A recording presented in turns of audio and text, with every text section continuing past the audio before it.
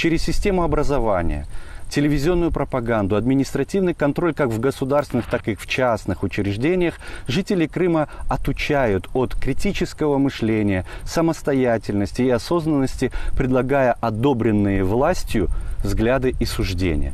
Тех, кто отказывается усвоить новые представления об окружающем мире, характере власти, отведенном им месте в централизованной, а порою даже авторитарной системе общественных отношений через каналы официальной пропаганды, подвергают различным способам угроз, ограничений и преследований.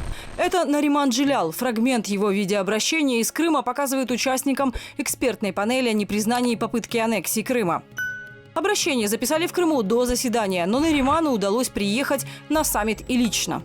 Ему 41. Он политик, журналист, политолог, общественный деятель. С 2013 года Джилял – один из заместителей главы Меджлиса крымско-татарского народа. Сейчас первый заместитель. Никогда не скрывал своих взглядов и высказывался прямо.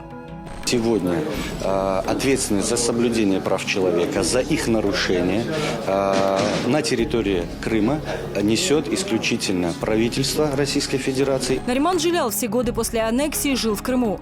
Несмотря на давление и решение Верховного суда России в 2016 году о запрете Меджлиса как якобы экстремистской организации. Не хотел оставлять родной дом, хотя хорошо понимал, чем рискует. Публично и активно защищал права человека в Крыму.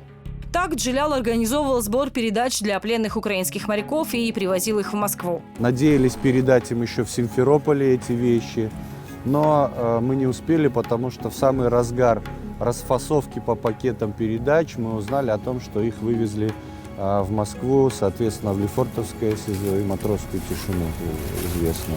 Нариман Джилял открыто приехал на заседание Крымской платформы 23 августа. Приезд в Киев – это риски, и последствия не исключены. В день саммита сказал Крымреалии Ахтем Чийгоз, заместитель главы Меджлиса, бывший политузник, который сам прошел через все то, через что сейчас проходит Нариман. Это делал осознанно, и они этот шаг сделали осознанно. Поэтому никто из нас не знает, чем закончится их обратная дорога. Но это выбор, и это демонстрация того, чтобы все понимали действия крымских татар в Крыму, которые 8-й год сопротивляются оккупанту. Насколько бы ни были тяжелые репрессии против народа. 3 сентября в Симферопольском районе с обыском пришли в дом Асана Ахтемова. Он сотрудник крымско-татарской газеты «Авдет». 4 сентября уже к его двоюродному брату Азизу Ахтемову. Они дружили с Нариманом Джилялом, и именно он первым сообщил общественности о задержании Асана. 4 сентября утром силовики пришли в дом и к Нариману. Ориентировочно где-то 7:15, 7:20 ворвались около 12 людей в масках через заборы, разбудили нас, стуча в окна, в двери. Муж открыл дверь, Нариман открыл дверь. Нас с 4 детьми заблокировали в отдельной комнате, поэтому все разговоры производил он. Мне лично никто не представлялся, документы не показывал. В своем письме из неволи Нариман признается, давно ожидал такого развития событий. Удивило, за что именно его взяли. Сначала Нариману сказали, что он свидетель, потом выдвинули обвинение в пособничестве диверсии. Подозрение в исполнении диверсии выдвинули братьям Ахтемовым. ФСБ заявляет, что подозревает их в попытке подорвать трубу газопровода, ведущую к военной части в Перевальном. Организаторами называют Главное управление разведки Минобороны Украины и Меджлис.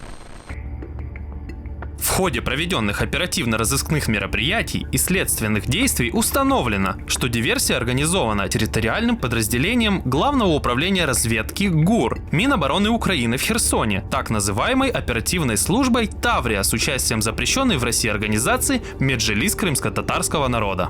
Такие обвинения военная разведка Украины рассматривает как целенаправленный и системный комплекс провокаций со стороны Российской Федерации, заявили в ГУР Минобороны.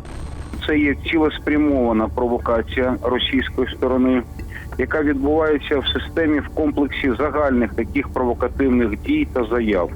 На меті така провокація може мати декілька завдань. По-перше, це прикриття репресій, які відбуваються проти кримсько-татарського населення. По-друге, головне управління розвідки не виключає, що відбувається в Криму пошук привідів для того, щоб активізувати такі репресії проти кримських татар. В Меджлисе аресты считают расправой и местью за крымскую платформу. В Крыму не просто очередная волна репрессий в отношении крымских татар со стороны российских оккупантов.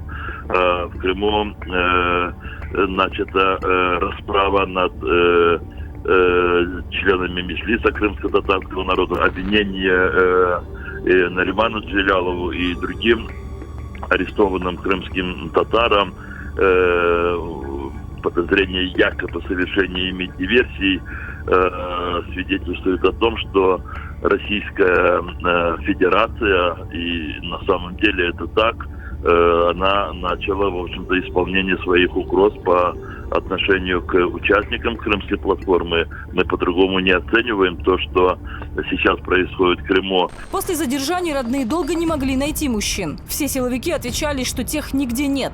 Обеспокоенные люди пришли под здание ФСБ. Здесь их хватали и сажали в автозаки. Журналист. Тем временем Наримана почти весь день держали неизвестно где, с мешком на голове и в наручниках. Заставляли дать признание, не снимая мешка с головы. Все, что с ним происходило, он изложил в письме и передал его адвокату. В комнате находилось минимум 4 человека. Меня посадили на стул спиной вперед, после чего мужчина властным голосом сразу начал обвинять меня в подрыве газопровода. Используя громкие эпитеты, он стал говорить о том, что я подставил молодых ребят. Используя свой авторитет, сподвигнул их на преступление и тому подобное. После него мягким голосом разговаривал добрый дядя. Спрашивал, не жмут ли наручники, рассуждал о ситуации в Крыму. Его сменял злой. Говорил, что ребята все рассказали и он обо всем в курсе, но хочет услышать от меня. Угрожал, что у меня 2 пути – плохой и очень плохой. Затем Наримана перевезли в ФСБ, заставили пройти полиграф, провели очную ставку с одним из братьев Ахтемовых. Тот успел дать понять, что его били. Вот это видео ФСБ распространяет как доказательство. Газовая труба, которую якобы подорвали 23 августа. И так называемое признание исполнителей подрыва. Адвокат Айдер Азаматов обращает внимание общественности. На видео Асан Ахтемов держится руками за живот. Правозащитники уверены, что признание выбили под пытками и что такие методы постоянно применяются в политически мотивированных делах в Крыму. Эти методы регулярно используются силовиками в Крыму. Буквально недавно был задержан корреспондент проекта «Радио Свобода» Владислав Есипенко. Его дело ведет тот же самый следователь Виталий Глазов. И мы знаем, что в его деле тоже фигурируют пытки, и пытки электрическим током, и психологическое, и моральное давление, и к нему также не допускались длительное время адвокаты по соглашению. Подконтрольный России глава Крыма Аксенов тем временем благодарит ФСБ и обвиняет власти Украины. Я хочу поблагодарить за профессиональную работу сотрудников Управления Федеральной службы безопасности по Республике Крым. Мы другого не ожидали, уверены были, что всех раскроют и поймают. Как всегда, то есть понятно, кто готовит артист, готовит террористов. Ну, глава украинского государства, то есть другой тактики не имеет, только пробует, так сказать, путем жертв, насилия, террора запугать крымчан. Был ли на самом деле поврежден газопровод и как именно, проверить невозможно, заявляют правозащитники. Также невозможно получить подтверждение этого факта из других источников. Один из братьев Ахтемовых вообще является журналистом крымско-татарской газеты «Авдет», прекрасно образованный молодой человек, и я не представляю вообще этих людей, планирующих какой-то подрыв газопровода. Более того, мы не знаем, насколько этот факт является достоверным, потому что газопровод находится в поселке Перевальное и ведет к воинской части, одной из воинских частей, которая сейчас контролируется Российской Федерацией. Вы понимаете, что никто из гражданских лиц не может сейчас поехать и проверить, что за участок вообще был поврежден и был ли поврежден газопровод фактически. В материале пропагандистского телеканала «Россия-24» журналистских стандартов не придерживаются. Все задержанные названы виновными. и даны негативные оценки украинской разведки. Раскрытие диверсантов – провал украинской разведки, которая сегодня, к слову, отмечает годовщину создания. За 29 лет становления спецслужбы отвечать за безопасность своей страны не научились, а лишь вербовать, обучать подрывному и диверсионному делу участников экстремистских организаций. Хотя президент Незалежный, видимо, считает, что такой подход отвечает предназначению службы. Суды об избрании меры пресечения быстрые и закрытые.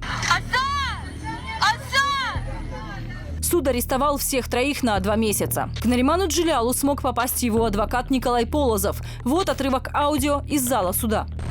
Я думаю, ни у кого нет сомнений, что обвинения абсолютно ложные, связаны с моей журналистской и публичной политической деятельностью.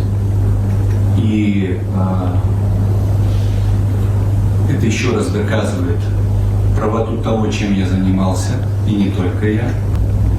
У меня все в порядке, держусь. Справедливость все равно восторжествует. Братья Ахтемовы отказались от адвокатов по соглашению, остались назначенными. Ребята как-то неадекватно, очень странно себя вели, не поднимали голову. Такое было ощущение, что они ничего не слышат. Я все-таки пробилась в зал судебного заседания, подошла к Азизу, сказала: я твой адвокат. Сначала я подписала соглашение с твоим отцом, а Азиз заученными словами сказал: я от вас отказываюсь. У меня есть адвокат. И я говорю: что ты делаешь? Вот родственники беспокоятся. А он сидит, и он просто ни на что не реагирует. Когда братьев вывозили из суда, родные кричали, чтобы они требовали защиту.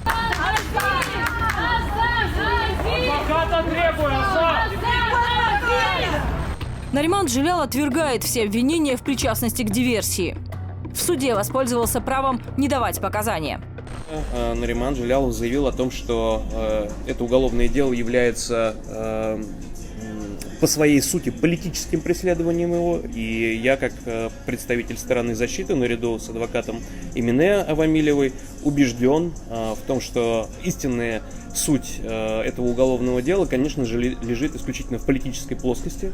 Исключительно это преследование Наримана Джилялова за его высказывание, за его позицию, за его, скажем так, за его взгляды.